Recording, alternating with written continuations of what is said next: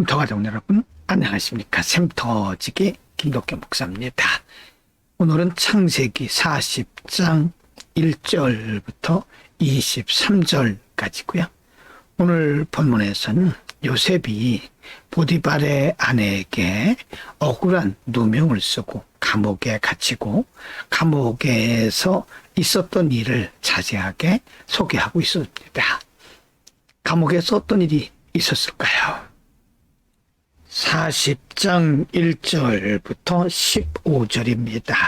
1절 그 후에 애굽 왕의 술 맡은 자와 떡 굽는 자가 그 주 애굽 왕에게 범죄한지라. 2절 바로가 그 두 관원장 곧 술 맡은 관원장과 떡 굽는 관원장에게 노하여. 3절 그들을 시위대장의 집안에 있는 옥에 두니 곧 요셉에 갇힌 곳이라. 4절입니다. 시위대장이 요셉으로 그들에게 수종하게 하매 요셉이 그들을 섬겼더라. 그들이 갇힌 지 수일이라. 5절 옥에 갇힌 애굽 왕의 술 맡은 자와 떡 굽는 자 두 사람이 하룻밤에 꿈을 꾸니 각기 몽조가 다르더라. 6절 아침에 요셉이 들어가 보니 그들에게 근심빛이 있는지라. 7절 요셉이 그 주인의 집에 자기와 함께 갇힌 바로의 관원장에게 묻되 당신들이 오늘 어찌하여 근심빛이 있나이까? 그들이 그에게 이르되 우리가 꿈을 꾸었으나 이를 해석할 자가 없도다. 요셉이 그들에게 이르되 해석은 하나님께 있지 아니하니까 청컨대 내게 고하소서. 9절 술 맡은 관원장이 그 꿈을 요셉에게 말하여 가로되 내가 꿈에 보니 내 앞에 포도나무가 있는데. 10절 그 나무에 새 가지가 있고 싹이 나서 꽃이 피고 포도송이가 익었고. 11절입니다. 내 손에 바로의 잔이 있기로 내가 포도를 따서 그 즙을 바로의 잔에 짜서 그 잔을 바로의 손에 들였노라. 12절 요셉이 그에게 이르되 그 해석이 이러하니 세 가지는 사흘이라.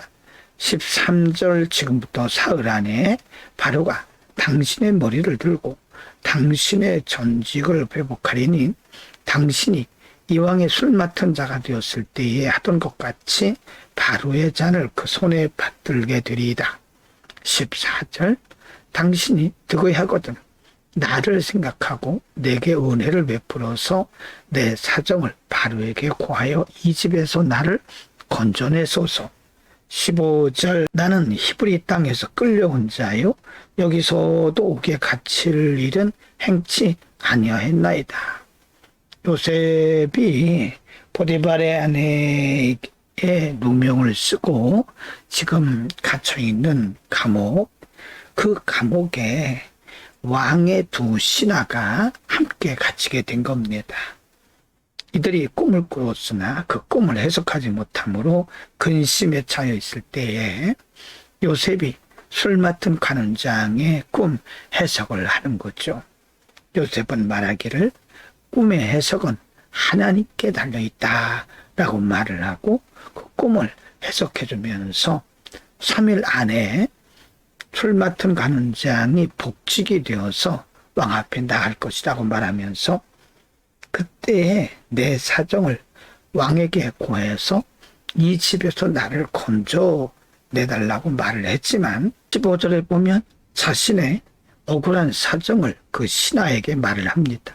나는 히브리 땅에서 끌려온 자요 여기서도 옥에 갇힐 일은 행치 아니하였나이다. 다시 말하면 나는 억울해서 여기에 갇혀있게 된 것이다. 갇혀있는 일들이 정말 나는 억울한 사람이다 라고 그 신하에게 말을 하게 되는 거죠. 40장 16절부터 23절입니다. 16절 떡 굽는 관원장이 그 해석의 기담을 보고 요셉에게 이르되 나도 꿈에 보니 흰떡 새 광주리가 내 머리에 있고. 17절 그 윗광주리에 바로를 위하여 만든 각종 구운 식물이 있는데 새들이 내 머리에 광주리에서 그것을 먹더라.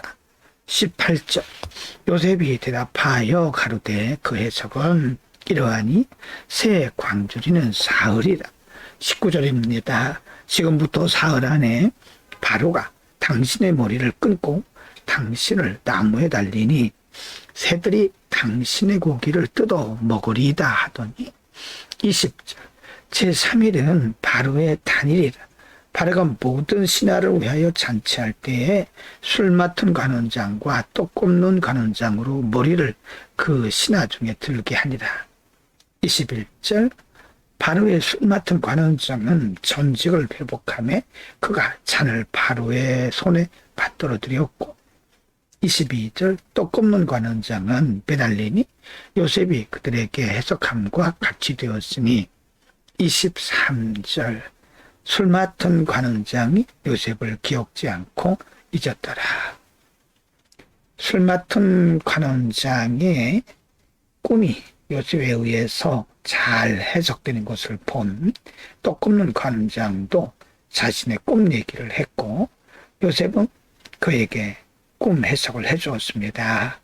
당신은 3일 안에 그 왕에 의해서 말하자면 당신 머리를 끊고 당신의 그 직에서 해지게 될 것이다 하는 거죠. 그리고 3일 안에 그는 요셉이 해석한 대로 그는 해지게 되었고 그는 나무에 달리게 되었습니다.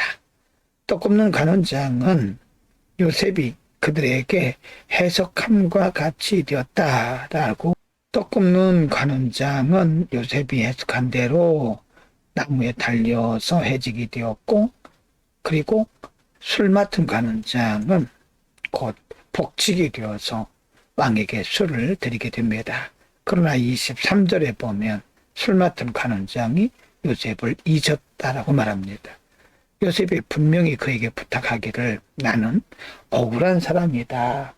그래서 당신이 복직되거든 나의 사정을 왕에게 말해서 나를 이 감옥에서 나가게 해달라고 부탁을 했지만 막상 그가 복직이 되었을 때에 그는 요셉의 꿈을 그리고 요셉의 꿈 해몽을 그는 잊어버리게 된 거죠. 이것도 사실은 하나님의 때라고 말합니다. 하나님의 때가 되면 반드시 이 술 맡은 관원장이 요셉의 꿈 해석한 것을 기억하고 왕에게 말하게 될 것입니다. 오늘은 요셉이 보디발의 가정에 있을 때 보디발의 아내에게 억울한 누명을 쓰고 감옥에 갇혔을 때에 일어났던 일을 상고했습니다. 애굽 왕의 술 맡은 관원장 그리고 떡 굽는 관원장이 함께 감옥에서 꿈을 꾸었고 그들이 꿈 해몽을 하지 못해서 근심에 빠져 있을 때 요셉이 꿈을 해몽해 주었죠. 그리고 요셉이 꿈을 해몽해 준 대로 술 맡은 관원장은 복직이 되었고 떡 굽는 관원장은 해지게 되었죠.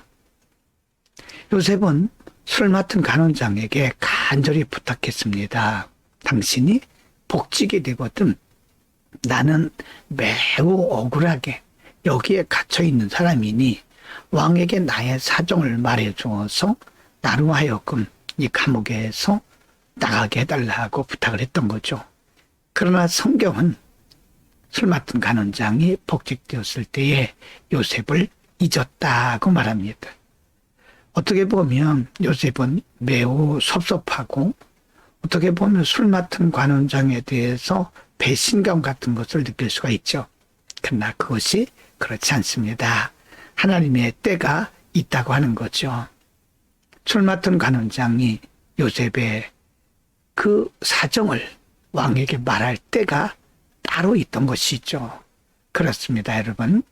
인생은 모든 것들이 다 때가 있다고 전도서 3장에서 말씀하고 있습니다. 여러분, 어려움에 처해 있습니까? 하나님의 때를 바라보고 믿음으로 하나님을 신뢰합시다. 기도합니다. 걸어가신 우리 아버지, 오늘 요셉이 억울하게 감옥에 갇혀 있을 때 술 맡은 관원장, 떡 굽는 관원장의 꿈을 해석해주는 장면과 술 맡은 관원장이 복직이 되었지만 요셉을 잊어버린 것에 대해서도 상고를 했습니다. 범사에 하나님의 일에는 때가 있음을 우리가 믿고 하나님을 신뢰케 하옵소서. 예수 그리스도의 이름으로 기도드립니다.